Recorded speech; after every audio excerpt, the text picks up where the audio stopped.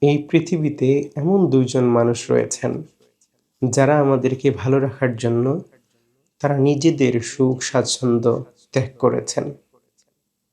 আমরা যখন ছোট্ট ছিলাম, কথা বলতে পারতাম না, তখন আমাদের মা আমাদের মুখের দিকে তাকিয়ে আমাদের মনের ভাষা বুঝতে পারতেন।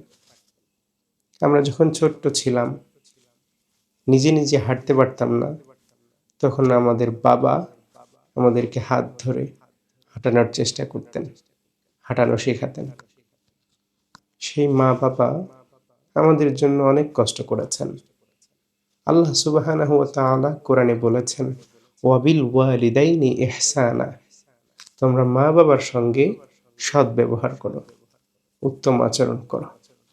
বিশ্বনবীজি সাল্লাল্লাহু আলাইহি ওয়াসাল্লাম তার পবিত্র জবান দিয়ে চমৎকার একটি কথা বলেছেন, রিদর রব্বি ফি রিদল ওয়ালিদি ওয়া সাখাতুর রব্বি ফি সাখাতিল ওয়ালিদি। পিতা অর্থাৎ পিতামাতার সন্তুষ্টি অসন্তুষ্টির মধ্যেই আল্লাহ তাআলার সন্তুষ্টি অসন্তুষ্টি নিহিত রয়েছে। তাই আজ আমরা যতই বড় হই না কেন, মা বাবার কাছে কিন্তু আমরা সেই ছোট্ট সন্তানের মতোই। তাই আসুন মা বাবার সঙ্গে আমরা উত্তম আচরণ করি, তাদের সাথে নরম ভাষায় কথা বলি, তাদেরকে সম্মান দেই, তাদের জন্য আল্লাহ পাক রব্বুল আলামিনের কাছে দোয়া করি।